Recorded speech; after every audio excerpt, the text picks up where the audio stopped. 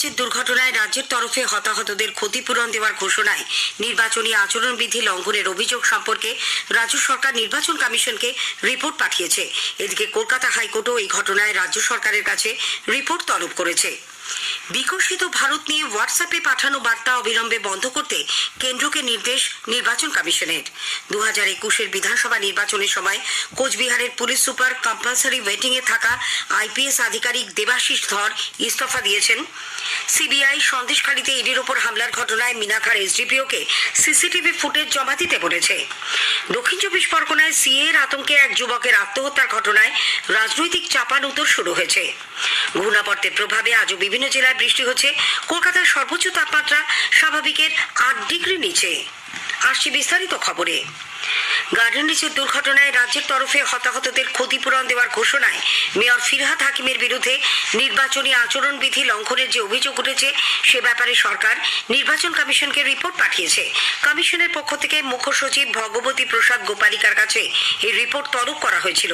শ্রী গোপালিকা আজই কমিশনের রিপোর্ট পেশ করেন বলে প্রশাসনিক সূত্রে জানা গেছে। এর আরও একটি কপি মুখ্য নির্বাচনী আধিকারিকের দপ্তরে পাঠানো হয়েছে। এদিকে কলকাতা হাইকোর্টের প্রধান বিচারপতির ডিভিশন বেঞ্চও গার্ডেন রিচের ঘটনায় রাজ্য সরকারের কাছে রিপোর্ট তলব করেছে। বেআইনি নির্মাণ নিয়ে বিজেপি নেতা রাকেশ সিং হাইকোর্টে যে জনস্বার্থ মামলা করেছিলেন তার শুনানিতে বিচারপতি টি.এস. শিবজ্ঞানম এবং বিচারপতি হিরণময় ভট্টাচার্যের ডিভিশন বেঞ্চ আজ নির্দেশ দিয়েছেন ওই বহুতল ভেঙে পড়ার ঘটনায় রাজ্য সরকার কি সিদ্ধান্ত ও পুনর্বাসন নিয়ে কি পদক্ষেপ নিয়েছে হলফনামা আকারে তা জানাতে হবে। বেঞ্চ আরও বলেছেন, বেআইনি নির্মাণ আটকাতে আইন থাকলেই হবে না, তা বলবৎ করার মতো পরিকাঠামো থাকা দরকার। প্রশাসনের নজর এড়িয়ে ওই 5 তলা বহুতল গড়ে উঠেছে বলে মনে হয় না। প্রতিটি পঞ্চায়েত এবং পুরসভায় এজন্য একটি করে নজরদারি কমিটি থাকা দরকার বলেও ডিভিশন বেঞ্চ জানিয়েছে।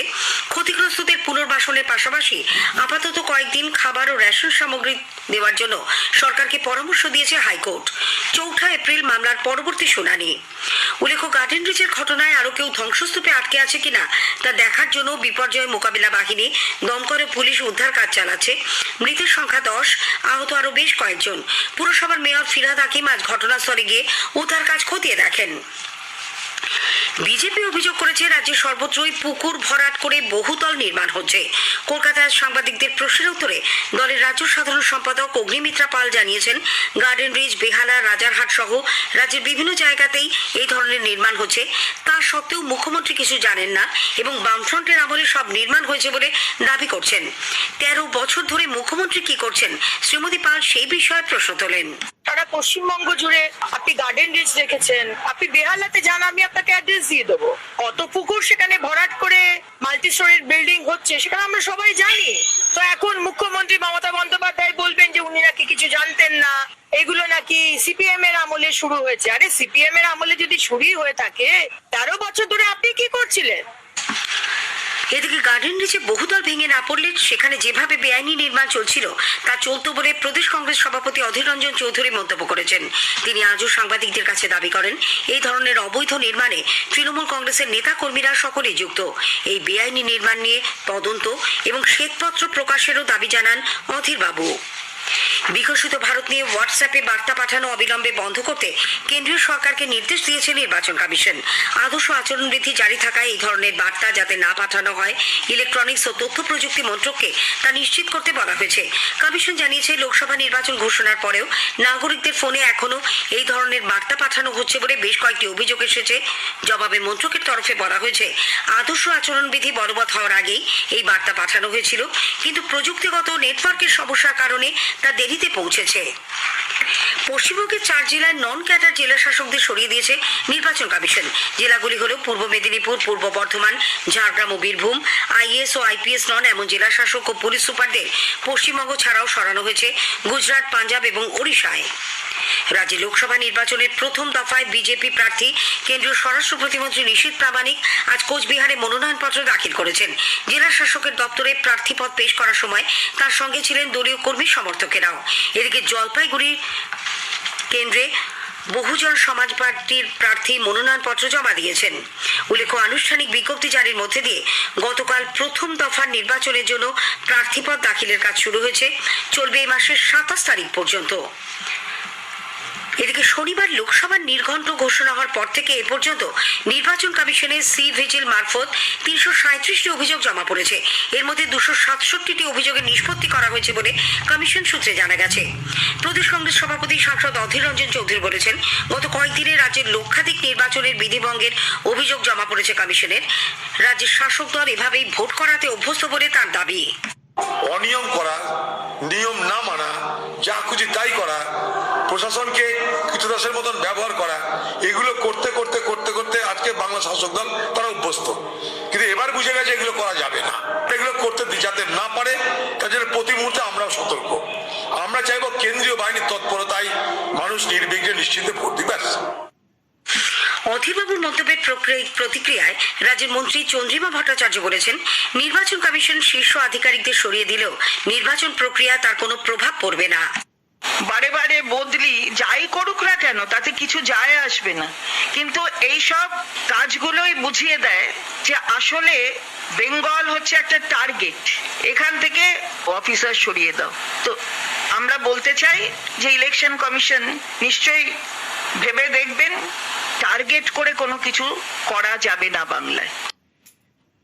কোচবিহারের দিনহাটায় কেন্দ্রীয় মন্ত্রী নিশীথ প্রামাণিক এবং রাজ্যের মন্ত্রী উদয়ন গুহর মধ্যে ঝামেলার পর আজ ফের ভেটাগুড়িতে বিজেপি কর্মীদের বিরুদ্ধে তৃণমূল কংগ্রেসের প্রচারে বাধা দানের অভিযোগ উঠেছে।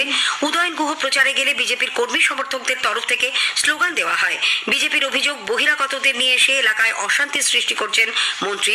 শাসক দলের কর্মীরাও বিজেপির বিরুদ্ধে পাল্টা স্লোগান দিতে শুরু করলে উত্তেজনা ছড়ায়। কম্পালসারি ওয়েটিং এ থাকা আইপিএস আধিকারিক দেবাশিস ধর ইস্তফা দিয়েছেন। মুখ্যসচিব ভগবতী প্রসাদ গোপালিকার কাছে তিনি আজ ইস্তফা পত্র পাঠিয়েছেন বলে নবান্ন সূত্রে খবর। ব্যক্তিগত কারণেই পদত্যাগ বলে তিনি আবেদনে জানিয়েছেন। উল্লেখ্য, গত বিধানসভা নির্বাচনের সময় ভোট চলাকালীন দুষ্কৃতীদের গুলিতে বুথের সামনে লাইনে দাঁড়ানো এক তরুণ ও কেন্দ্রীয় বাহিনীর গুলিতে 4 জনের মৃত্যুর সময় দেবাশিস বাবু ওই জেলার পুলিশ সুপার ছিলেন।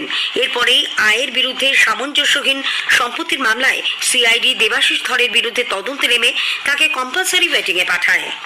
স্থানীয় সংবাদ শুনছেন আকাশবাণী কলকাতা কেন্দ্র থেকে। এখন বিজ্ঞাপন, পরে রয়েছে বাকি খবর।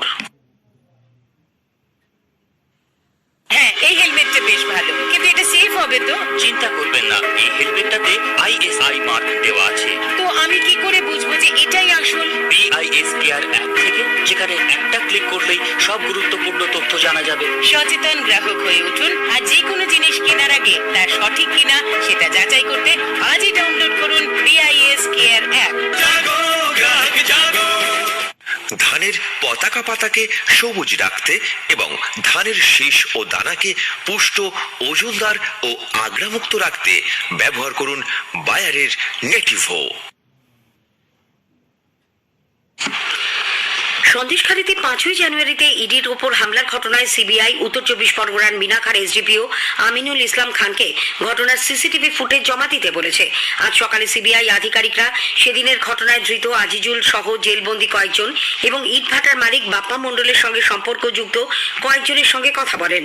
উল্লেখ্য, গত রাতেও কেন্দ্রীয় তদন্তকারী আধিকারিকরা মিনাখার এসডিপিওর বাড়ি ও দপ্তরে যান। দক্ষিণ 24 পরগনা জেলায় সিএ এর আতঙ্কে এক যুবক আত্মঘাতী হয়েছেন বলে অভিযোগ উঠেছে। নেতাজি নগরের বাসিন্দা বছর 37-এর দেবাশিস সেনগুপ্ত নামে ওই যুবক গত মঙ্গলবার তার মামার বাড়ি সুভাষ গ্রামে আসেন। পরিবারের দাবি, সংশোধিত নাগরিকত্ব আইন চালু হওয়ার পর থেকেই দরকারি কাগজপত্র না থাকায় দেবাশিস বাংলাদেশে চলে যেতে হবে বলে আতঙ্কে ভুগছিলেন। গতকাল তার ঝুলন্ত দেহ উদ্ধার হলে চাঞ্চল্য ছড়ায়। এদিকে এই ঘটনায় শুরু হয়েছে রাজনৈতিক চাপানুতর। কেন্দ্রের সিদ্ধান্তের বিরুদ্ধে সরব হয়েছে তৃণমূল কংগ্রেস। রাজ্যের মন্ত্রী চন্দ্রিমা ভট্টাচার্য বলেছেন, কেন্দ্রীয় সরকার অগণতান্ত্রিকভাবে জোর করে দেশে সিএএ এবং এনআরসি চালু করতে চাইছে। বিজেপি অবশ্য এর বিরোধিতা করেছে।